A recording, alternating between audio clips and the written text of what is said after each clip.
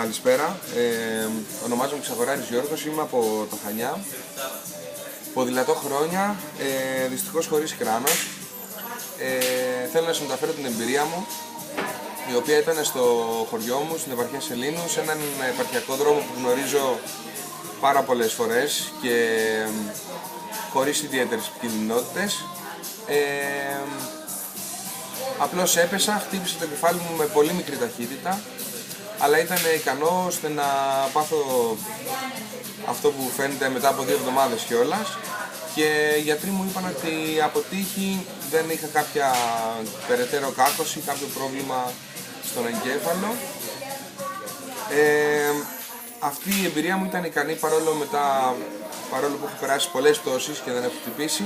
Αυτή η μία φορά που χτύπησε το κεφάλι μου ήταν ικανή να με κάνει να αγοράσω κράνος και να το φοράω στην καθημερινότητά μου, είτε για τη μεταφορά μου είτε για την ψυχαγωγία μου με το ποδήλατο.